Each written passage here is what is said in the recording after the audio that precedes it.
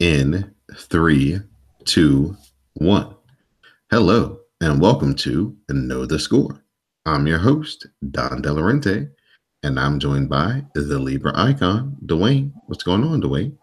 And not much. It's another week. Playoffs are picking up intensity. Let's go. All right. Know the Score is being brought to you on the CSPN. You can find us on the web at www.cspn.us. You can also find us on SoundCloud, Stitcher Radio, iTunes, and Google Play. We can also be downloaded and subscribed through any iTunes or Android app for podcasts. So, Dwayne, before we get started in the playoffs, this is NFL Draft Week. It is. So the NFL draft is taking place Thursday night, and the Cleveland Browns, they are sitting on the number one pick. Decisions. It looks like it's coming down between Josh Allen and Sam Darnold. So if you True. were Kevin Costner, who would you pick at number one? From Kevin Costner, I'll probably go with Josh Allen. But if I John Dorsey, who's the real GM of the Browns here, I would go with Sam Darnold. Josh Allen is a good quarterback, and he's very. He was MVP of the Senior Bowl. His stock has risen tremendously, coming from Wyoming in the Mountain West and those unique uniforms, I should say. And but Sam Darnold has been consistently up there. He had an excellent pro day. Remember when we had Mr. Felder on from In the Bleachers? He was high on Sam Darnold. I can't go against Felder, so um, if he is high on Darnold, and his sources said Darnold, I'm going to stick with that. And if I'm John Dorsey, I'll go with Sam Darnold. Kevin Costner will probably pick Josh Allen. We never knew how those Browns picks turned out in the movie anyway, so there is that. Well, this is about to be, life imitating art because Cleveland, they have all these picks in the first round. Two in They the have, first four. yeah, the fourth pick comes back around to them as well. So let's say Josh Allen gets passed by, so now that puts the onus on the Giants. And it seems like the Giants, from all the reports here lately, have them squarely settling on Saquon Barkley to finally, fill that running back void that they've had for such a long time. So is Josh Allen going to be the guy that we see sitting in the green room for 11, 12, 13 picks later than everybody, maybe projected him to be going? Considering where a lot of these teams are leaning towards, most likely, and I think the Jets are high on Baker Mayfield. Yeah, they're going to try this Broadway Baker thing, huh? I believe so.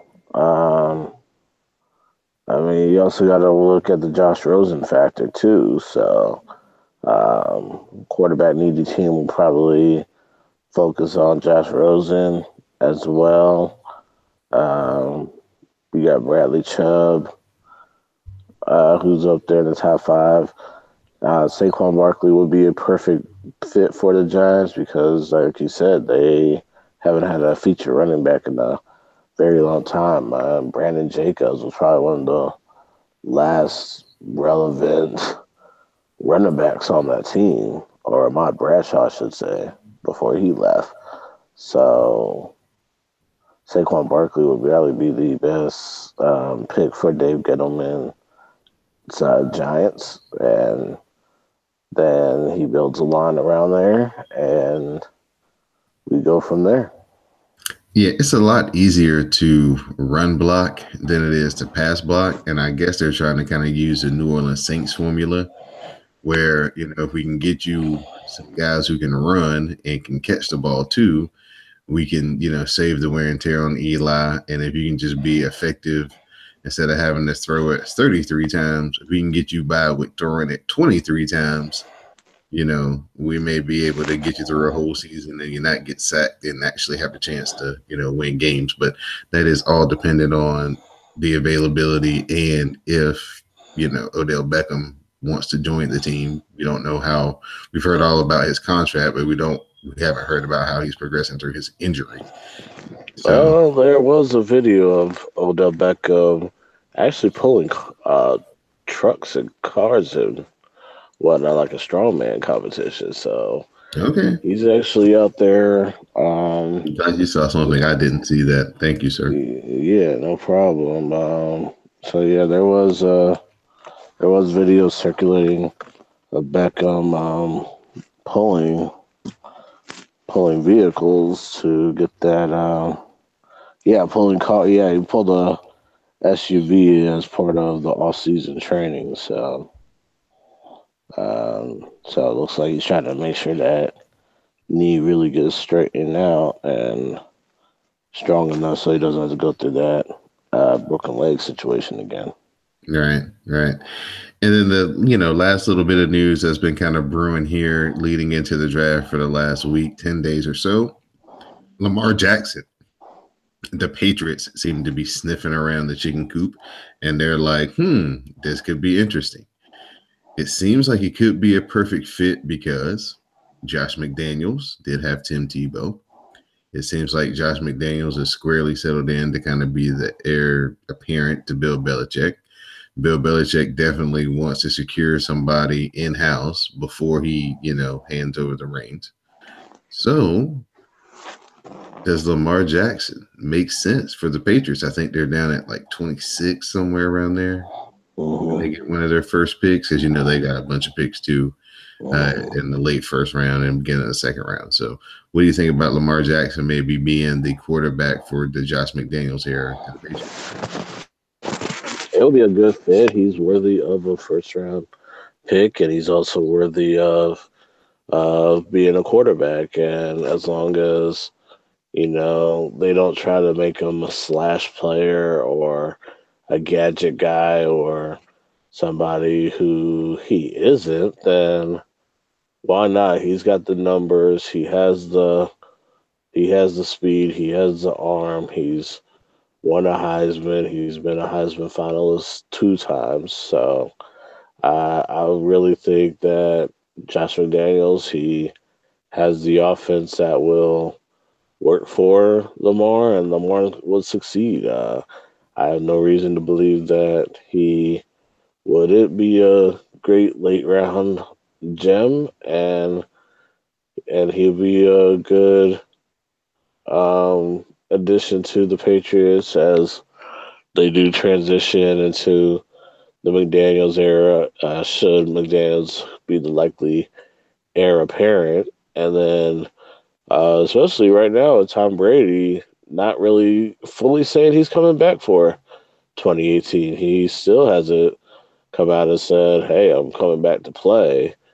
Brady is at 41. He would love to play more longer, but he's also had people in his ear trying to, say, "Hey, retire, spend more time with your family," which has been one of his desires as well. So, which is a very underrated but interesting story. I think it really isn't blown up as much as we would think as it would, because everybody's probably just saying, okay, he's going to be back because it's Brady, and that quest for a six ring would entice him and things like that. But he hasn't reported to the off-season workouts. Gronk hasn't either.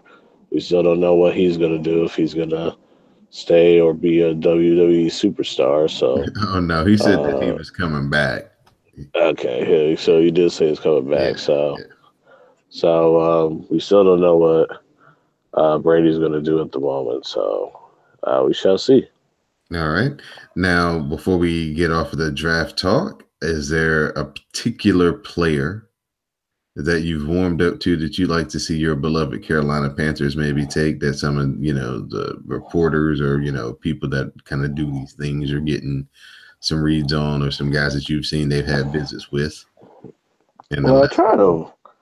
I try to avoid the mock drafts because most times those mock drafts are exactly what they are, a mockery. So um, there are guys that I would like to see on Carolina, which this year is Calvin Ridley, who would be a great addition to the team.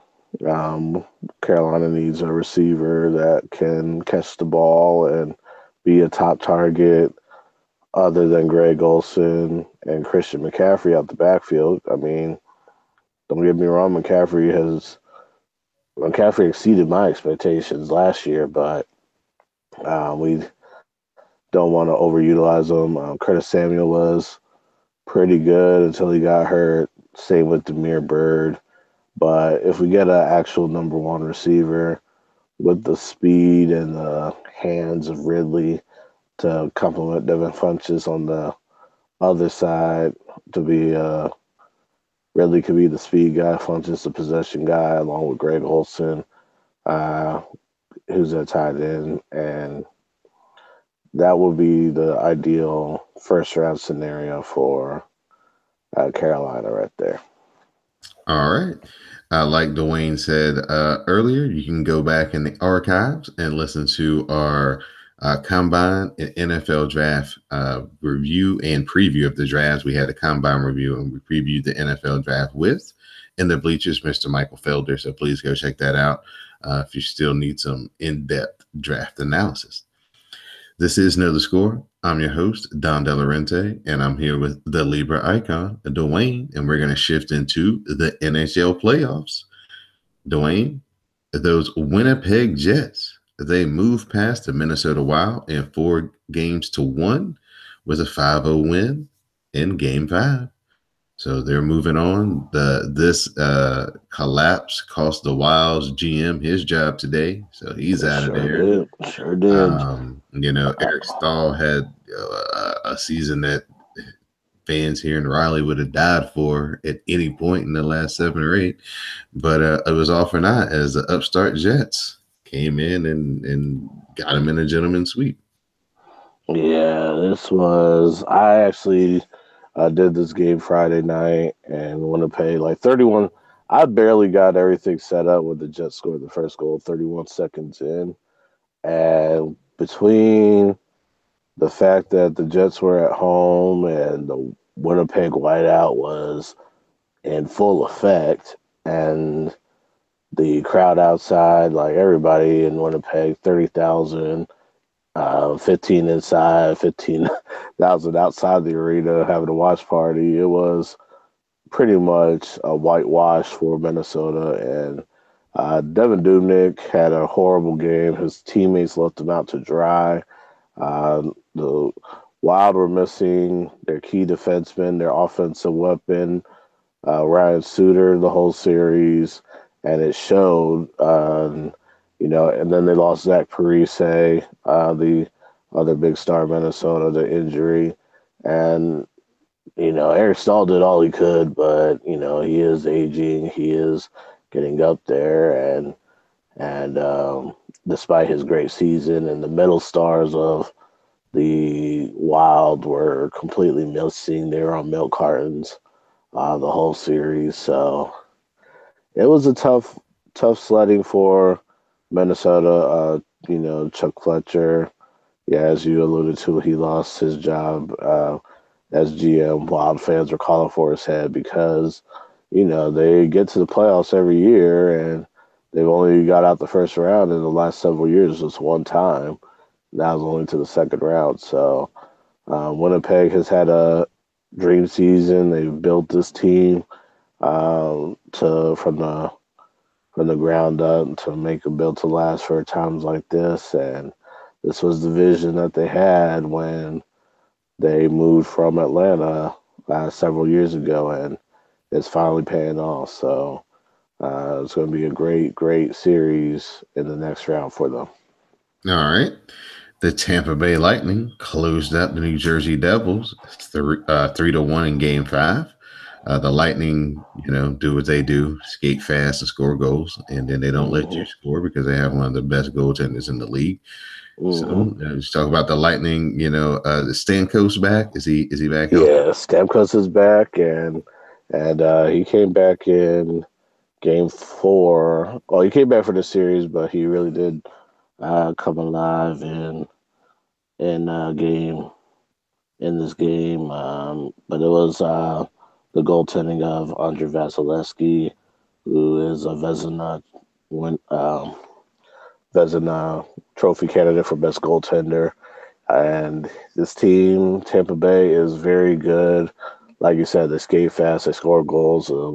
They're more than just Steven Stamkos. They got Nikita Kucherov on offense, Tyler Johnson, um, and a bunch of other guys who fill their roles. And they got veteran presence from Ryan Callahan, who was a former New York Ranger, but he is now in Tampa, and the Lightning showing why they're the best team in the East all season and the best team in the league for most of the season.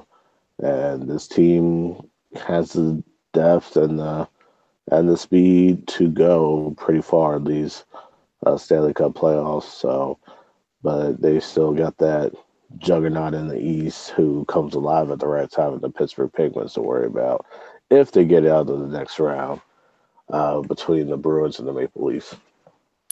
Speaking of the Penguins, they moved on to the next round. They defeated the Flyers 8-5 in Game Six. I don't know if they're going to have any goals left in the next round because I know they scored 13 in the last two games that they won. Hmm. So, man, that's a lot of scoring.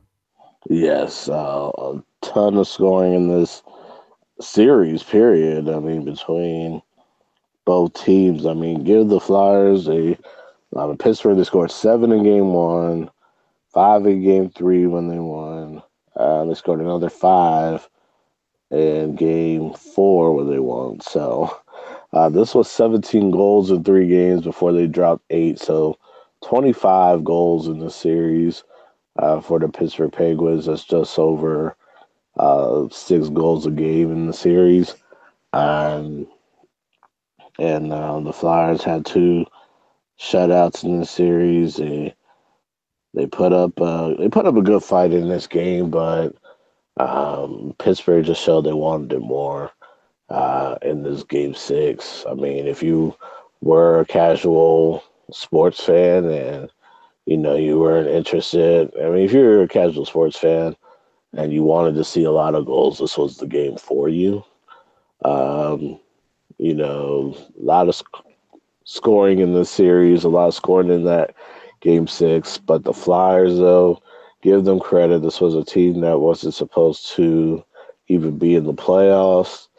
They even got to the division lead at one point, only to get a wild card spot against their old Pennsylvania rivals in their division, and 96 points. And this is a team that's on the rise. They're going to be a good team in the future. Like, I just can't, I mean, I think Philadelphians have been spoiled lately with their championships and the possibility of another one with the Sixers playing very well. But uh, don't don't be down too hard on the Flyers because this was a team that really showed up and showed out when nobody really gave them a chance to.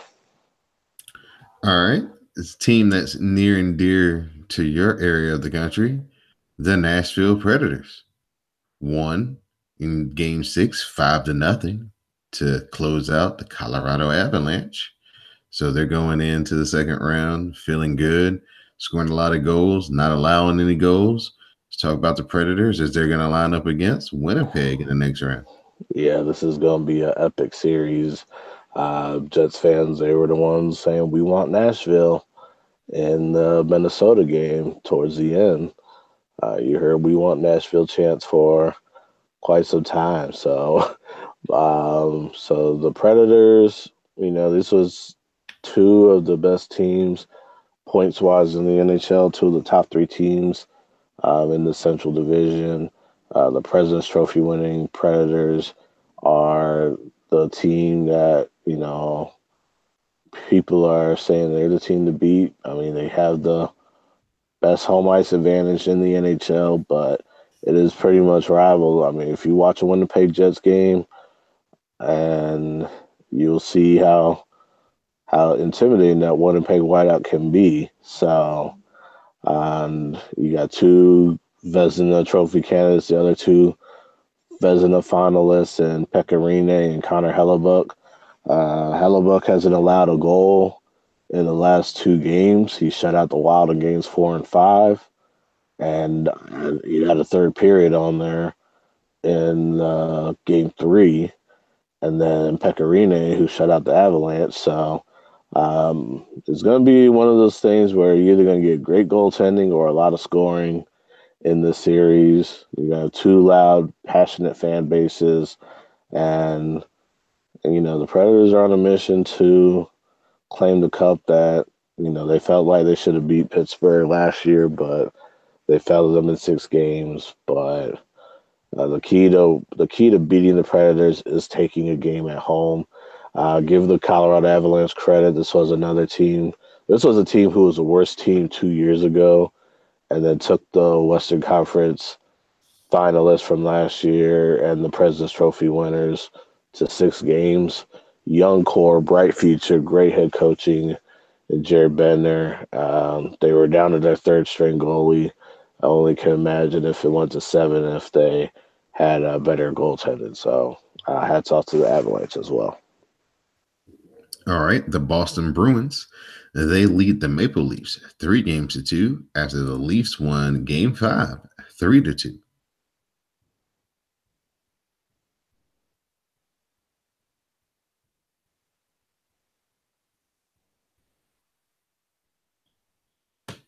You're still on mute for me, Dwayne.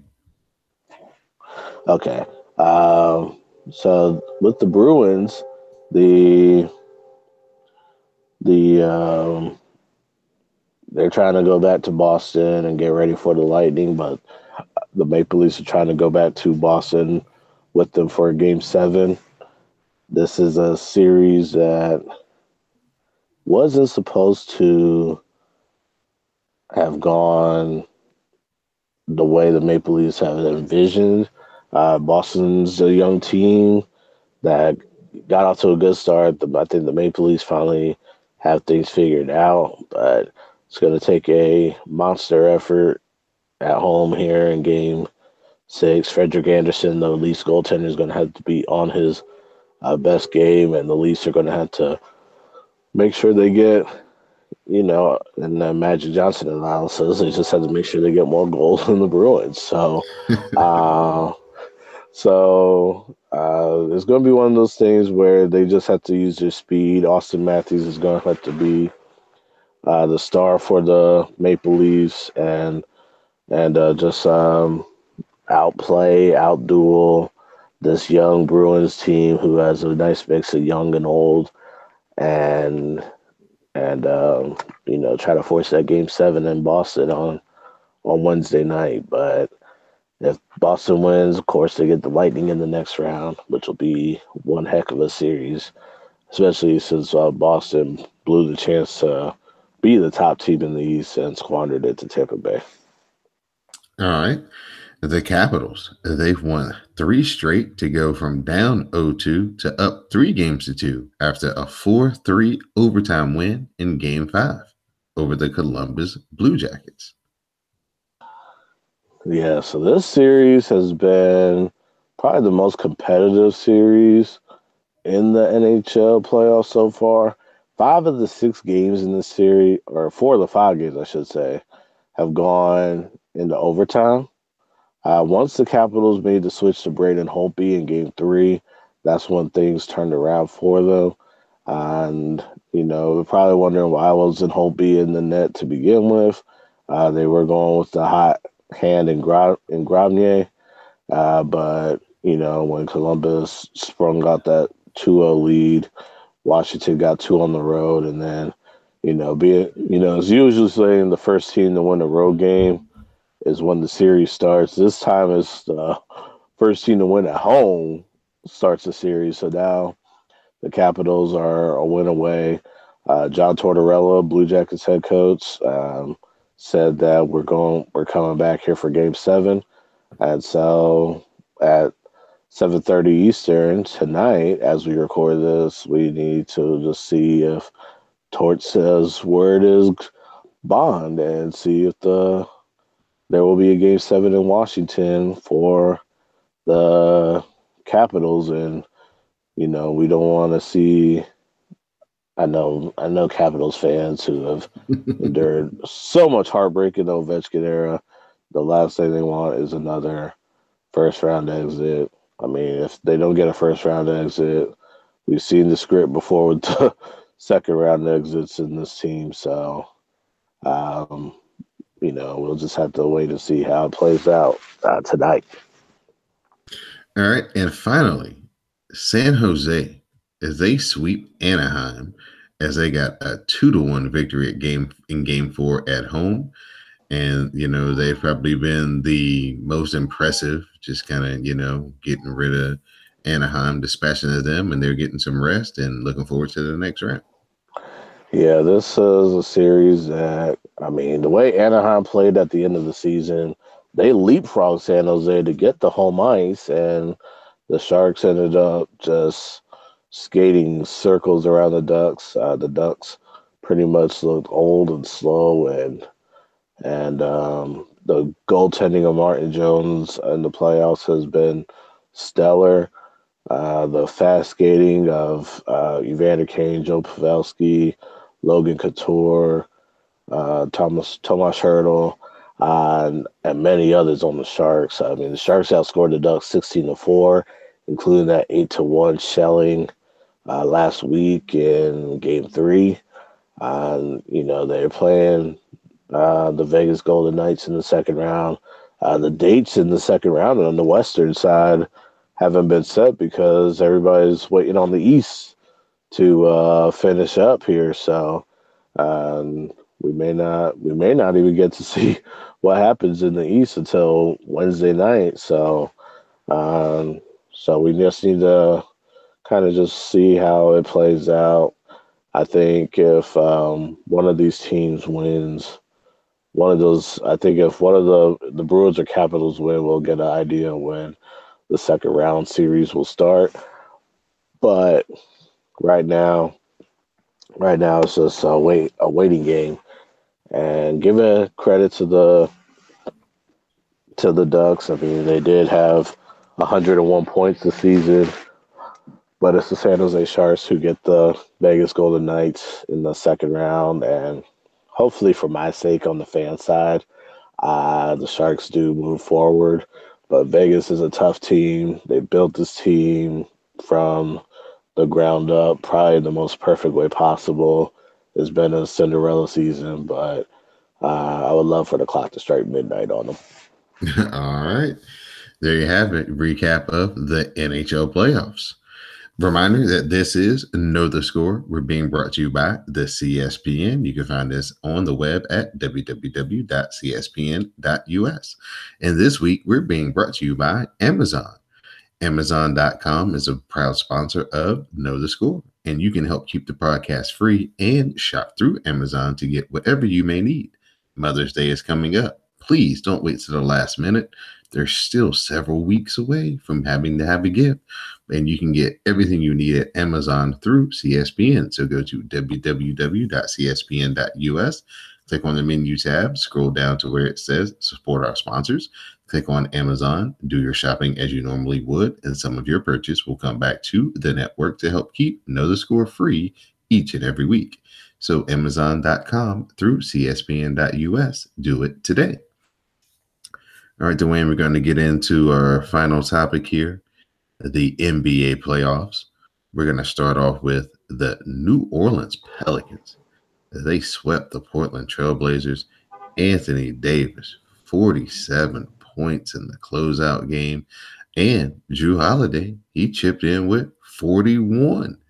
So very impressive the most impressive team by far in the playoffs have been the Pelicans. Anthony Davis has not had any, big stage jitters, and Drew Holiday has definitely risen to the occasion. And Rondo, give him some credit too because he's been a maestro getting those guys ball in areas where they can score and do damage.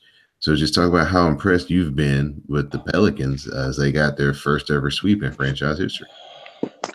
Very impressed with the Pelicans, and it was once DeMarcus Cousins went down, and give the Pelicans credit. They made a lot of moves to sustain their season. Mirotic was a huge factor. I mean, in Game 3, he dropped 30, so that was a big factor there. And the closeout game and was amazing. Give Portland credit. They tried. They tried to keep up with this high score, fast paced Pelicans team. But when you have Rajon Rondo on playoff mode, and when you have the monster and Anthony Davis, and you get a third guy like Drew Holiday or Nikola Mirotic to step up, it's going to be very, very hard to beat this team. And we will definitely see if this will keep going in the second round. I'm sure we know the likely opponent of the Pelicans in round two, with which could be Golden State, but we shall see if how that series ends. But hats off to New Orleans. Great game. Great job by Alvin Gentry coaching this team and the players executing. And I love the red outs in New Orleans. This team's fun to watch, and like you said it, this is a good chance for people to actually appreciate and see the talent of Anthony Davis, and he did not disappoint one bit. Yep.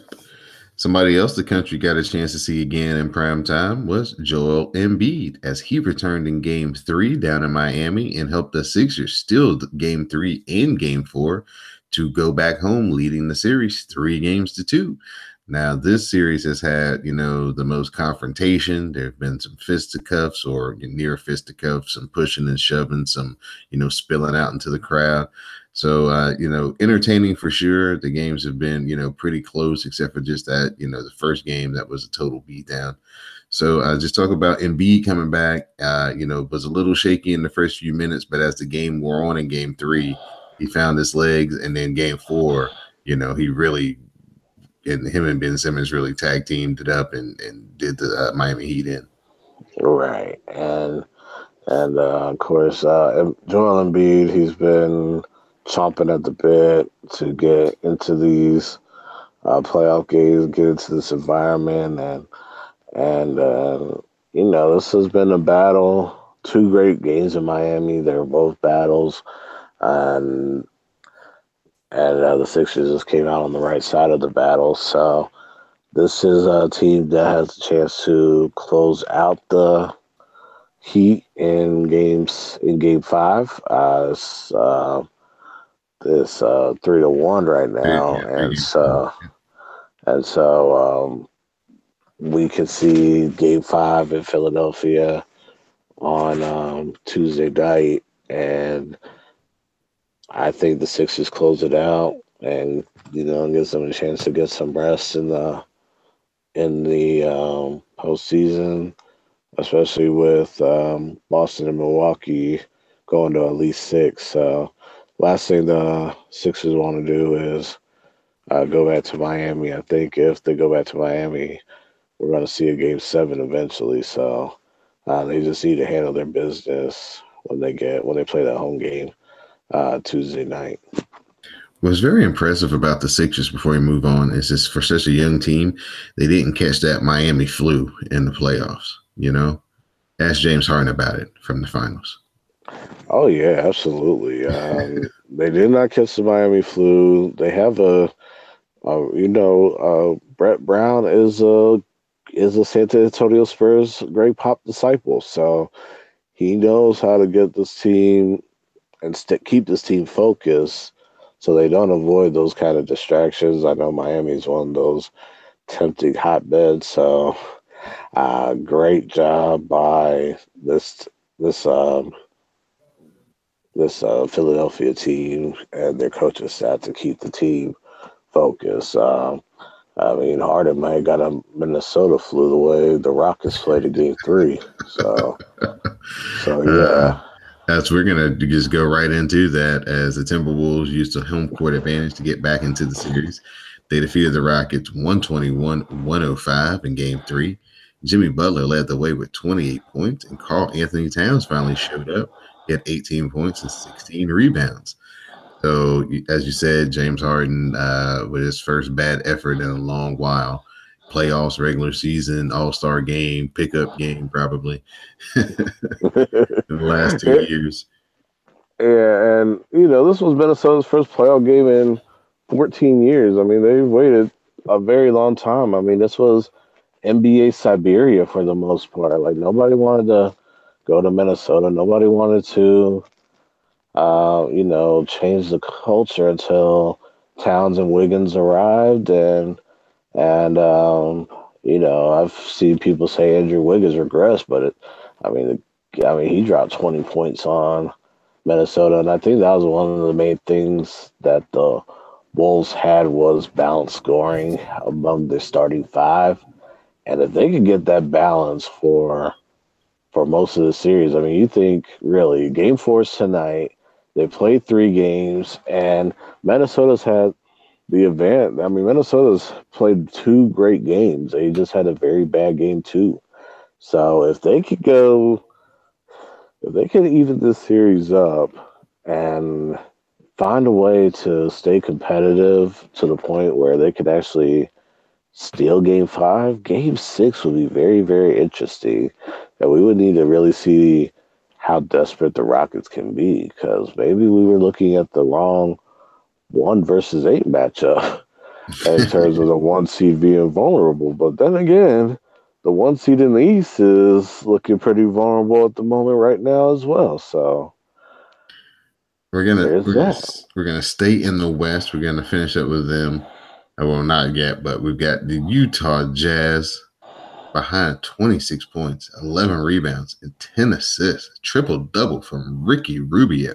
Defeated the Thunder 115-102 in Game 3, and now they lead the series 2 games to 1. Donovan Mitchell did Donovan Mitchell things as well. I think he had like 23 or something like that in this game. Yeah, So, and Ingles finally showed up in this he game did. as well. Nothing like being at home for Game 3, and we give Oklahoma City the moniker "Loud City," but I think we forgot how big of a factor that Salt Lake City crowd is for the Jazz in the playoffs because they were loud from start to finish. They they played a huge role in that environment, and Ricky Rubio just showed out. And I forgot who this Ricky. I forgot he went to Spain. Ricky Rubio. This wasn't even early Timberwolves Ricky Rubio. This was Spain Ricky Rubio, the guy who could make passes, rebound, score, and the Jazz did not disappoint. Like you said, Joe Ingles showed up. Like I said, and Rudy Gobert was a big factor. Jay Crowder and a bunch of role players did a great job for the Jazz. And I want to see how much of a word Russell Westbrook has because he said this is not going to happen in Game 4, which is tonight as we record this. Um, so we'll see how Westbrook and company respond. Um, who's going to be the guy to sustain and weather the storm? And maybe the Jazz uniforms were just distracted for the Thunder. I don't know. I mean that multicolored sunset of Utah and that court and the crowds of shirts. Maybe that was a distraction as well. But great game, great effort by the Jazz. Can't wait for Game 4. This was a series I wanted to see go the distance, and I hope the Jazz can find a way to even the series so we can get a full 7 games out of it. You mean the Thunder? Yeah, Thunder Jazz. um, Yeah, no. because it's What's interesting is remember when this move first happened, and we were talking about what's gonna happen when they get in the playoff game and it's close, and you got 3 guys who don't want to move the ball on the same yeah, team. we had this discussion. Yes. And what did you see at the end of game 3? Straight up ISO ball. Mm-hmm. And what were the Jazz doing? Limiting them to one shot and getting out, running them down the court, and just, Mm-hmm. basically ran them off the court in the fourth quarter. They did. It was a close game, and then in the fourth quarter, with the They ISO just ball kicked in. ISO ball plus opponents hitting threes at every angle equals a disaster. Right. So that's my biggest thing I'm going to take away is what does Billy Donovan change up in the fourth quarter to keep, the ball from sticking in one particular guy's hands to make it easier for Utah to guard them. So that'll be something to look for in game 4. Then we're going to shift over to the Milwaukee Bucks. They came home, got some home cooking. The Bradley Center's going to at least get one more game as they got 2 games at home against the Celtics to even things up. Giannis got a tip with 5 seconds left. That was basically the game winner for game 4 as Boston couldn't hit their last second desperation shot. So Boston got behind big in game 3, never really got close. Got behind big again in game 4.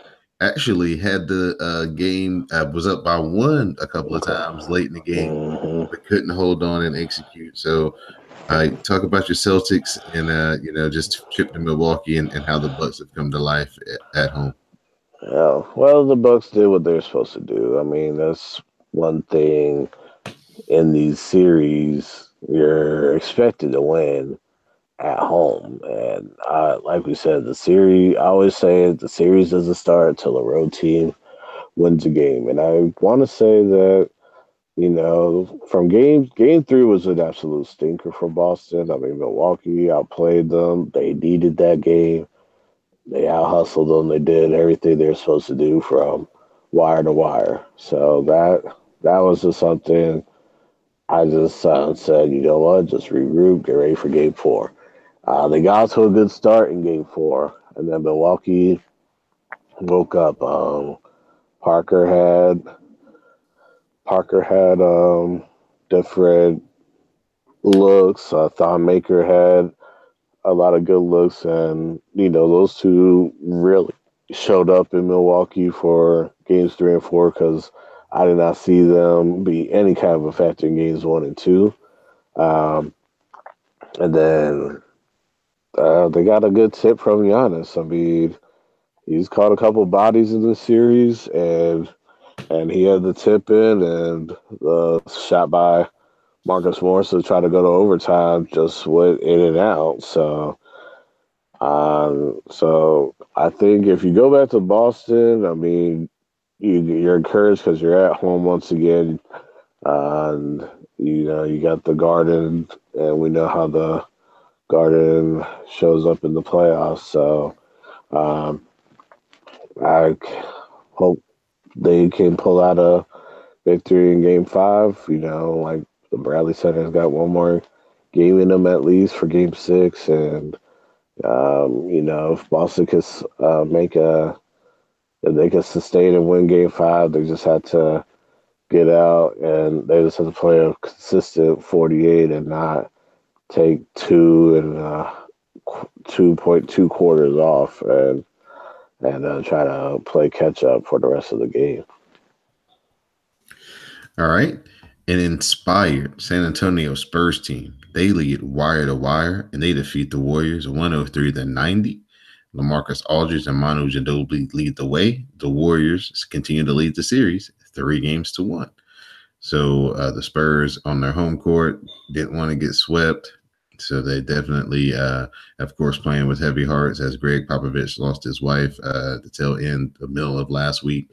So he's taking a leave of absence. And, the old guys stepped up to the plate and got it done one time. So I guess the Warriors will probably get this done over with when the series shifts back to Oakland in a couple of days.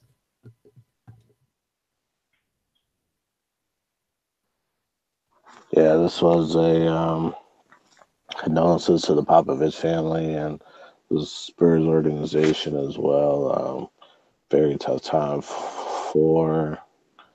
um, for Greg and his children and his in-laws and everything around him. But good job by Spurs assistant head coach Mattori Messina, who is actually a candidate for the Charlotte Hornets head coaching job, and he's making a case for it by giving this team the boost to keep their minds focused on the game.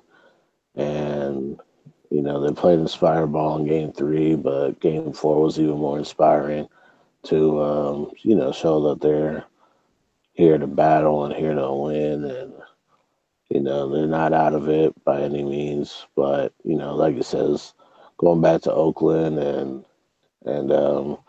we likely could see the end of the series, but you never know what can happen. Um, maybe we'll get a game six, and have NBA Twitter kind of having all these hot takes on the Warriors collapse. But if Warriors could get the focus back, and I think they will be in at home. Um, Durant's gonna have his good game, but they're gonna need Clay and or Draymond to have better games, and then maybe a third guy step up, and they'll be able to just move on and get that second round matchup with New Orleans. All right. The Washington Wizards. They showed signs of life at home, and they won both games to even up the series with the Raptors at 2 games apiece. John Wall led the way in game 4 with 27 points and 14 assists. He had a couple of nice posterizing dunks as well.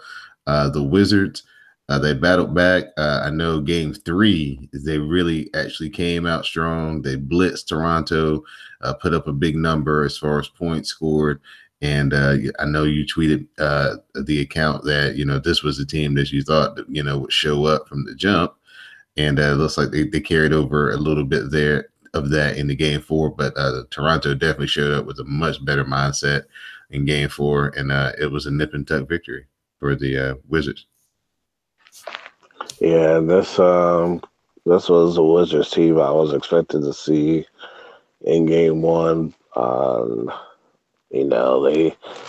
They held serve at home. We're gonna get at least 6 out of this series, but now you gotta find a way to win up in Toronto, and if they can still win in Toronto, this could be close out game 6 in Washington. So I gotta see what Lowry and DeRozan and company, what Dwayne Casey's gonna do in response to this, and then see how they move forward from here. So I just want Toronto to. It's gonna be how you respond, and can the Wizards, take that momentum? Because Bradley Beal had a great game. He had a monster game. I think he had 31 before he unceremoniously got fouled out on a horrible call.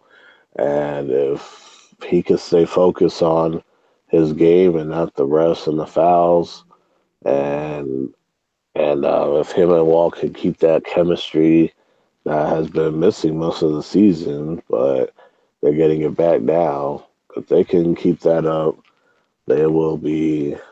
They can get over the hump. But I really love the matchup, the score, the backcourt matchup between Lowry DeRozan and wall and Beal, but the Wizards are going to need those kind of efforts on a consistent basis, and we're going to just need to see a little bit more of Kyle Lowry and those third options that were in Toronto. They need to come back since they're at home because they were missing in games 3 and 4. Right. We saw the guy that I thought was going to be the key reemerge, especially in the third quarter of game 4, and that was Otto Porter. He really got things rolling there for the Wizards to start that, big run that they went on in the second half to eventually overtake and then gain control of the game. So I think that's where they really have an advantage if they can kind of get Otto Porter in his scoring and his shooting groove, because they definitely have an advantage at small forward. If you're just gonna go down the lineups and say, where can we take advantage of Toronto? Well, this would be the place I would start, would be Right. small forward. So it'd be interesting to see going forward back in Toronto if Otto Porter can continue his hot shooting. Right. And then you got Otto Porter who has the advantage, and at center for Toronto you got Serge Ibaka who's a better scoring option than Gortat. So on both sides there's pretty much guys who have the advantage, but it's up to those coaches to utilize those advantages. Right. Right. And then our last series, the Cleveland Cavaliers, they bounced back from blowing a 17-point second half lead in game 3 to defeat the Pacers 104-100 in game 4 to tie the series at 2.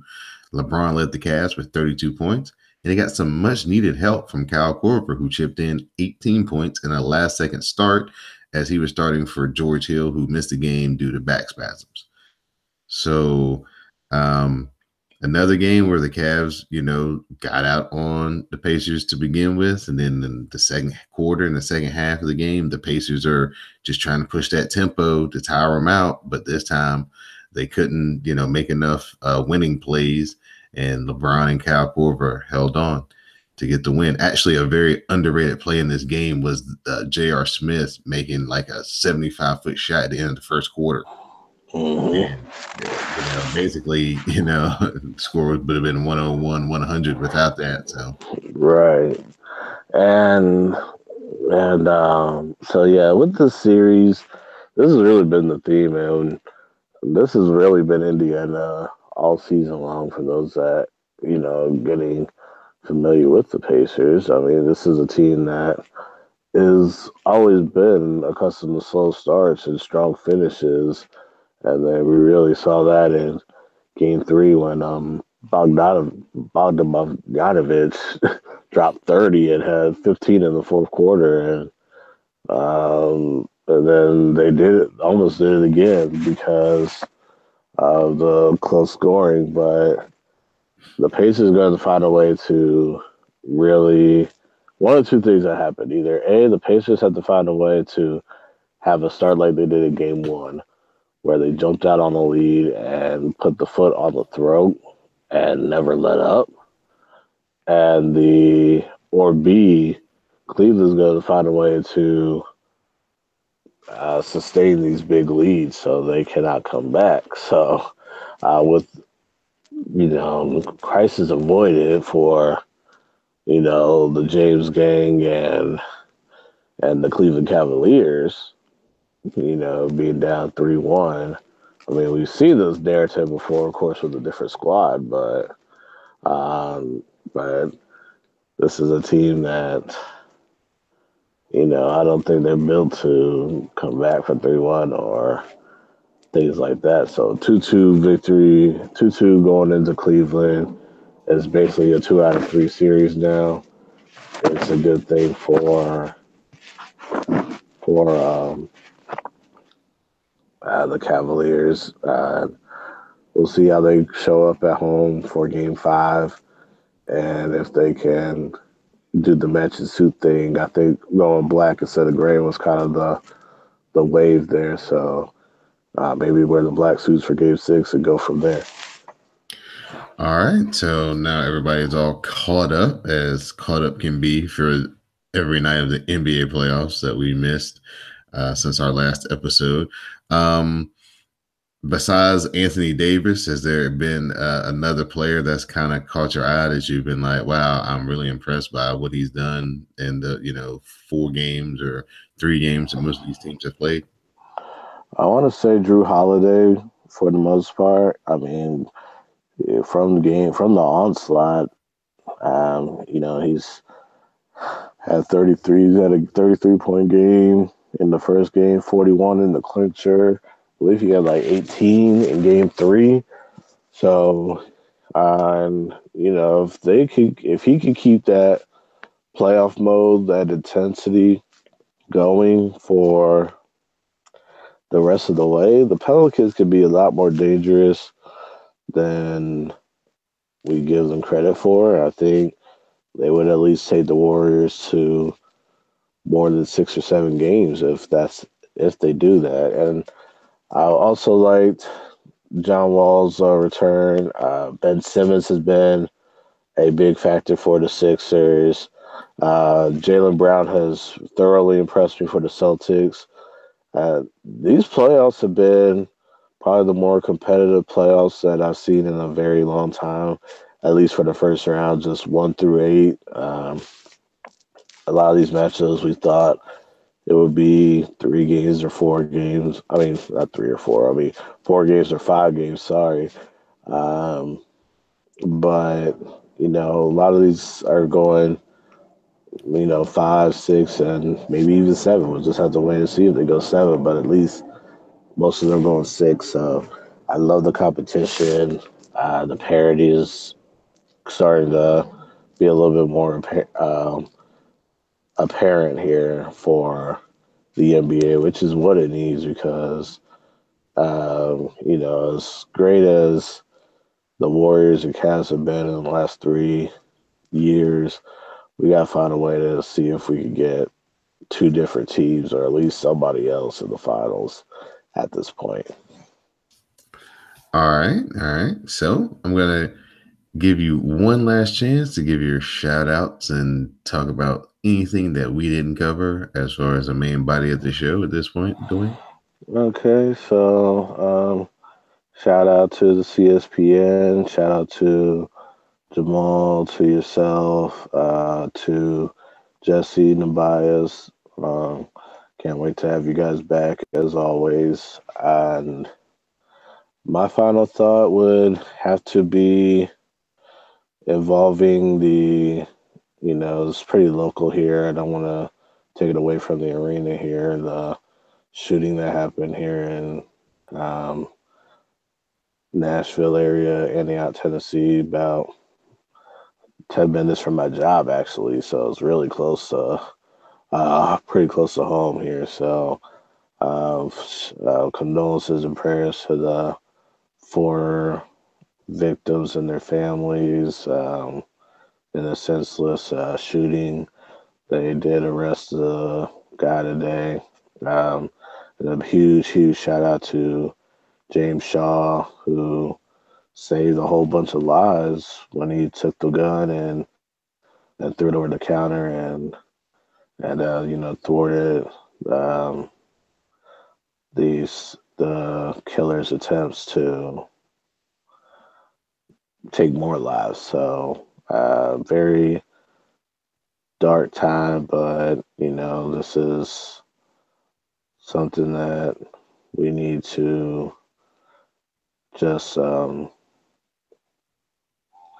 appreciate the heroics and mourn the loss of the families. So that's where I wanted to go with that today. And thank you for those who did check on me. I am fine, but let's focus on the victims, the families, and the heroics of James Shaw. Right, very, very tragic, senseless accident, for sure. Wow, I didn't know that it was that close to you. I did hear Nashville and thought about you like, wow, in proximity, that's really close to home. So again, condolences out to friends and family of the victims. My final thought would just be I had a great time. The NASCAR race on Saturday night in Richmond. Again, give a big shout out to Miss Deja Gilliam. I give a shout out to Sarah and Matt who were there in Richmond. I give a big shout out to Eric Jones who drove us around in the pace car. That was pretty cool to take the track and be able to make a few laps driven by an actual driver. So that was cool. Just had a full day of pit access up and down pit road and got to see a lot of things that you don't really get to see from the stands.